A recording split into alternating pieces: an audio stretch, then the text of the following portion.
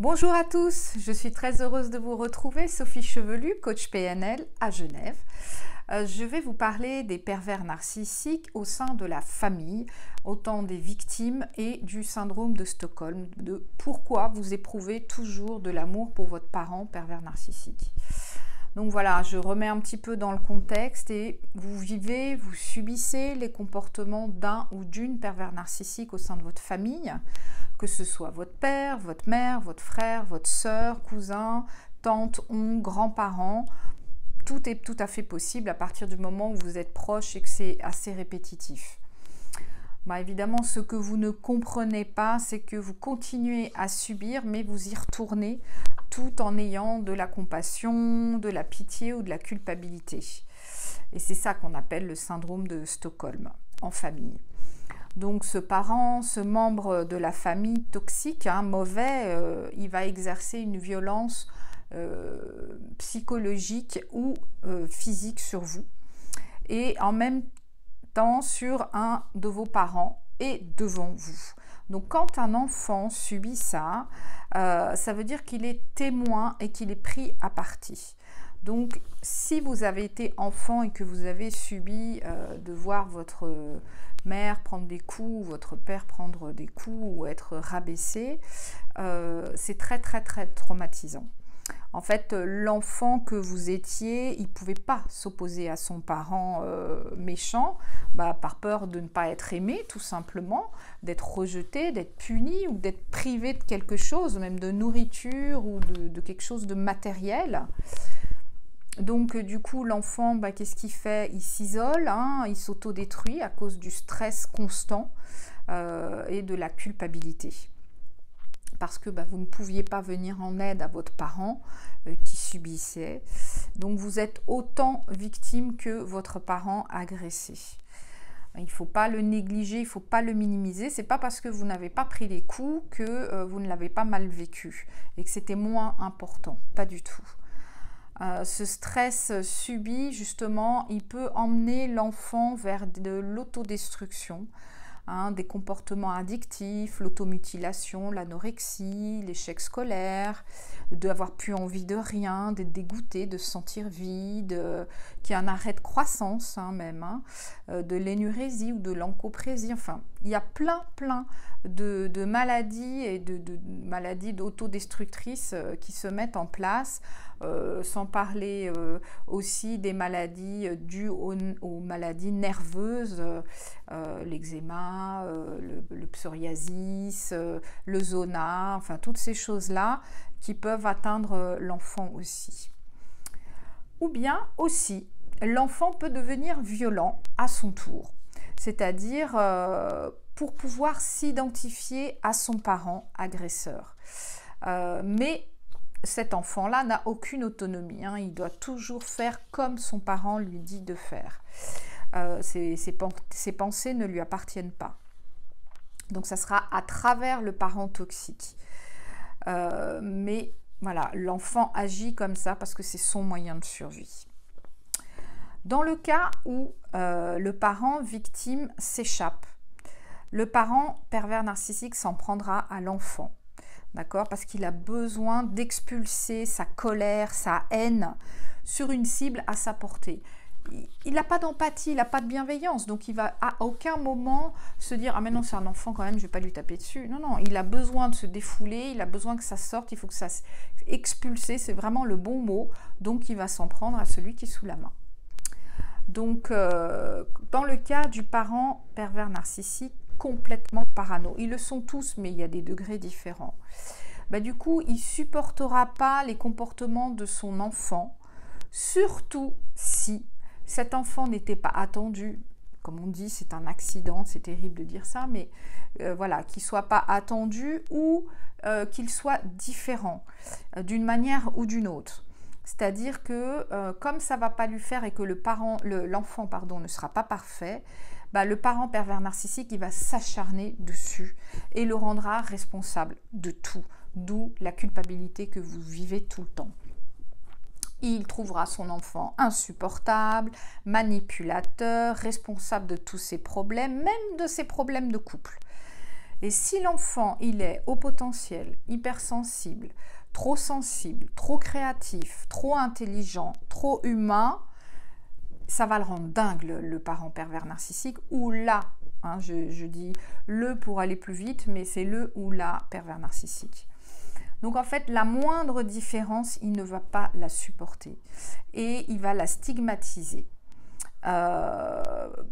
Donc quelque part, il va stigmatiser cet enfant différent parce que ça échappe quelque part à son instrumentalisation, à sa manière d'avoir l'emprise. C'est pas comme d'habitude, c'est un enfant différent, si c'est un enfant intelligent et tout ça, les réactions ne vont pas être les mêmes. Donc du coup, le parent pervers narcissique va être encore plus dur et il va profiter et se justifier de ses actes horribles, violents, cruels, en disant que c'est sa faute parce qu'il est différent, donc il est obligé d'agir comme ça. C'est horrible, c'est juste horrible.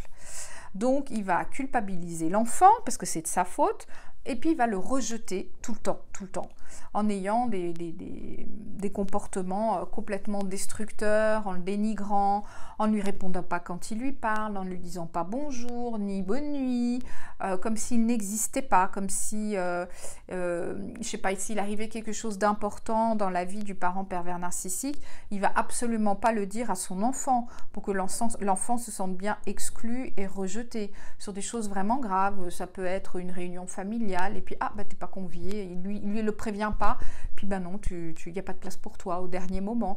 Des choses vraiment cruelles et dures à vivre. Donc évidemment, dénigrement, humiliation en public, c'est-à-dire voilà, t'es nul, voilà, de toute façon tu comprends rien et t'es trop sensible, ou alors regarde comment tu t'habilles, ou t'as grossi, mais t'as pas honte, mais arrête de manger, tu vois pas comme t'as pris déjà du poids. Vraiment des choses mais moches évidemment, qui vont faire perdre complètement confiance en soi à l'enfant et estime de lui-même, hein, ça c'est clair. Donc il va rabaisser jusqu'à lui dire qu'il ne l'aime pas, jusqu'à ça, hein, qu'il lui a pourri sa vie, que c'est un boulet, qu'il n'arrivera jamais rien dans sa vie, et qu'à cause de lui, ça lui bloque d'avoir un enfant comme ça lui bloque toute sa vie, et qu'il n'est pas libre. Donc voilà, tout ça c'est très très lourd pour un enfant. Et ce qui est très difficile aussi pour l'enfant qui est victime, c'est d'admettre qu'il est haï par son parent pervers narcissique, parce qu'il sent cette haine et ce non-amour, qu'il n'est pas aimé. Il croit du coup qu'il ne vaut rien et que finalement il mérite ces mauvais traitements, parce qu'il ne l'entend que d'une bouche d'adulte et d'un parent, et le parent a toujours raison. Donc il n'a pas d'autre moyen de se dire peut-être que je mérite ça en fait. Donc du coup, cet enfant, il va inlassablement chercher à racheter sa faute, à être irréprochable, ce qui en fait des adultes perfectionnistes et avec un très haut niveau d'exigence envers eux-mêmes. Donc il va toujours être l'enfant modèle, l'enfant parfait, à être irréprochable pour qu'il soit aimé. En fait, hein. Il va même avoir des comportements d'adulte, c'est-à-dire à essayer de comprendre pourquoi son parent est comme ça, et de lui donner raison, et de l'aider, et de même à soutenir son parent agresseur, pour avoir des miettes du partage, un échange, quelque chose avec son parent, parce que un enfant a besoin d'amour d'un parent, c'est vital, et il ne l'a pas, il a même du désamour. Donc en fait, cet enfant, il va chercher par tous les moyens d'être aimé, d'être reconnu par son parent pervers narcissique. Et quand je dis reconnu, c'est reconnu en tant qu'enfant du parent pervers narcissique. Et puis, il y a aussi l'autre cas, c'est que si l'enfant, il a réussi à dépasser tout ça, et qu'il réussit à satisfaire les ambitions du parent PN, même s'il lui dit tout le temps que c'est jamais assez, que c'est pas assez bien, qu'il pourrait faire mieux, que ouais, bof, ça va, t'as eu ça, je sais pas, bon, bac avec mention, bon ça va, on va pas en faire tout un plat, tu l'as eu, c'est bon, tu crois quand même pas qu'on va te faire péter le champagne. Enfin voilà, toujours du rabaissement et du dénigrement, mais malgré tout, l'enfant, il donne à fond pour avoir un petit peu de reconnaissance.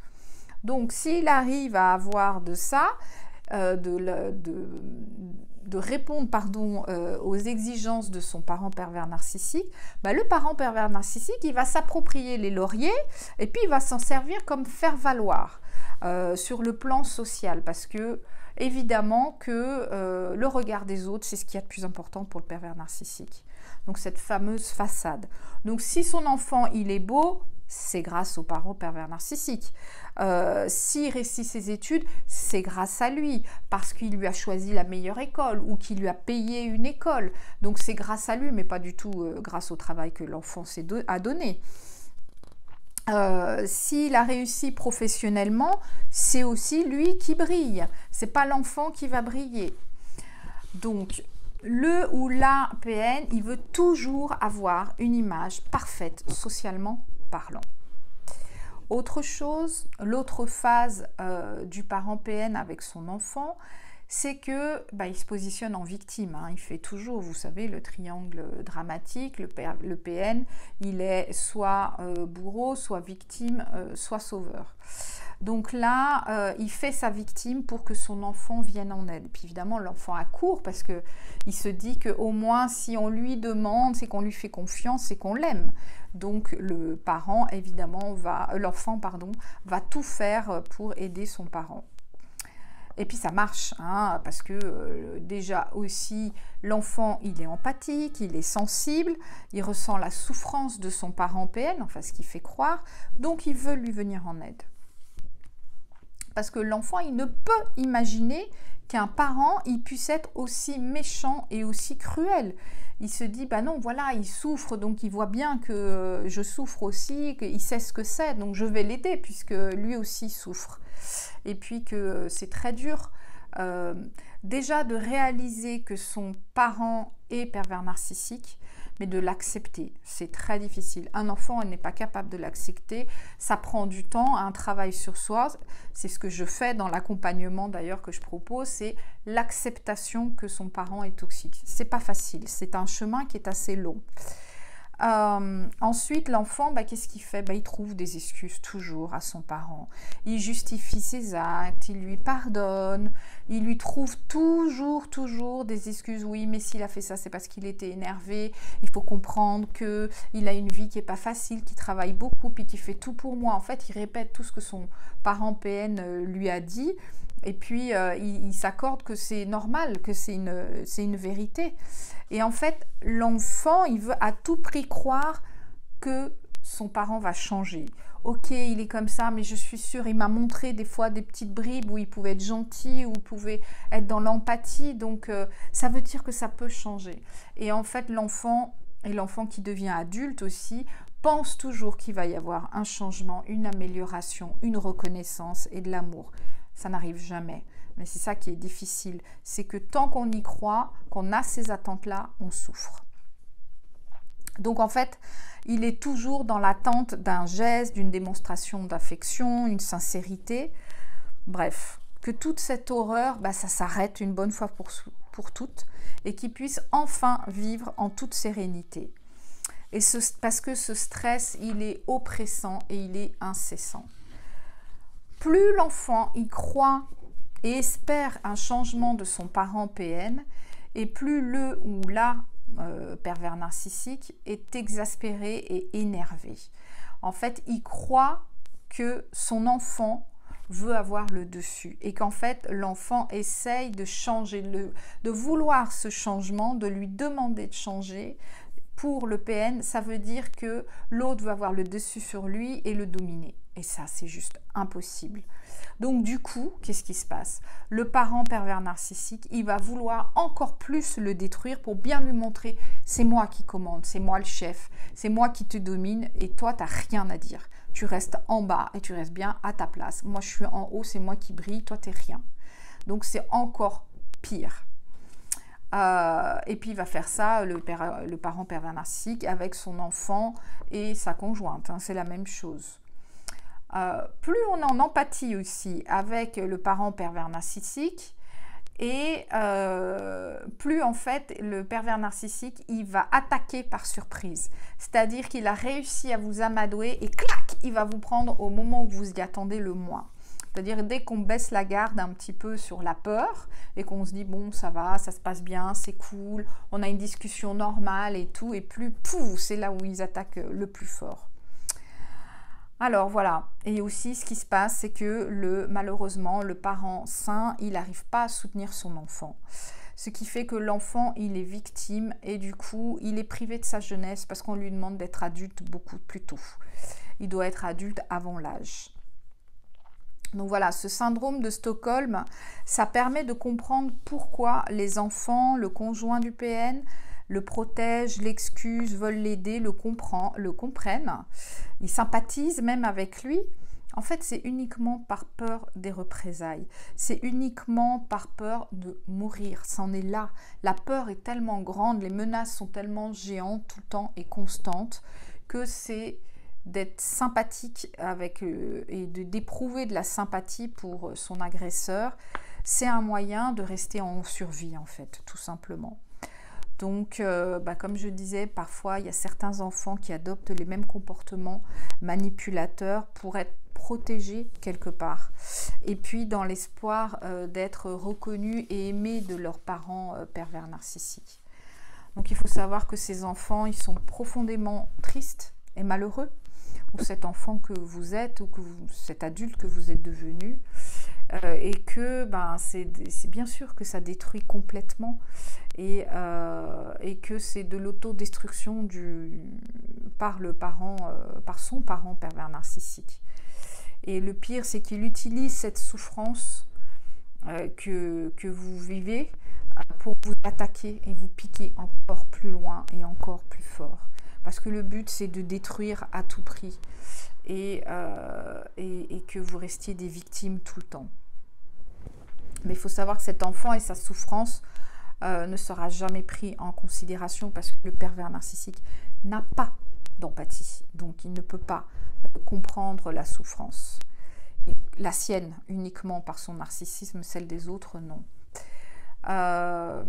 Et puis, il faut savoir aussi qu'il y a un schéma qui se fait beaucoup si vous êtes enfant d'un parent pervers narcissique, vous avez des frères et sœurs, ça c'est souvent, mais même si vous êtes enfant unique, hein, en fait le pervers narcissique en règle générale ne supporte pas d'être seul, donc il va tout faire pour que ses enfants soient complètement dépendants de lui, donc leur enlever toute autonomie, que ce soit financière, que ce soit par des prises de décision, par des modes de pensée.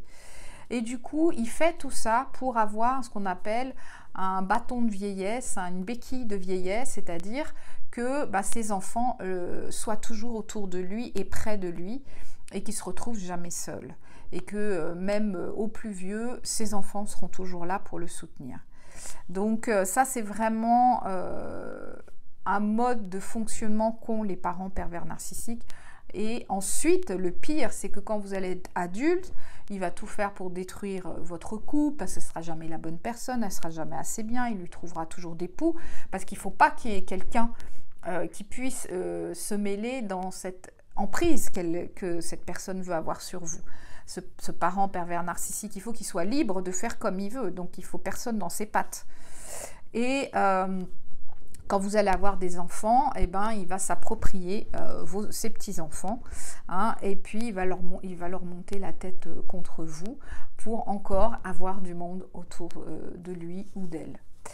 Donc voilà, je vous ai expliqué tout ça. Je pense que vous y voyez un petit peu plus clair de toutes les souffrances que l'on peut vivre quand on est parent de pervers narcissiques et qu'effectivement on a pu ou qu'on peut avoir ce syndrome de Stockholm, et cette empathie pour ce parent. On peut s'en sortir, je peux vous aider à vous en sortir avec un accompagnement où je vous apporterai toute ma compréhension par rapport à cet état d'addiction et de manque qu'on a envers son parent pervers narcissique, et je vous apprendrai à vous détacher physiquement et puis émotionnellement parlant, et surtout, le plus important, de vous reconstruire vous-même, d'avoir votre propre identité, de reprendre estime de vous, amour pour vous-même, pour avancer sur votre chemin. Et puis tant pis pour les autres, pensez à vous, arrêtez de vivre à travers les autres et surtout à travers votre parent pervers narcissique. Si vous avez besoin d'un coaching, envoyez-moi un email à info@coachgeneva.ch. Si cette vidéo vous a plu, abonnez-vous, partagez-la, commentez-la. Je me fais toujours un plaisir de vous répondre et je vous dis à très bientôt. Au revoir.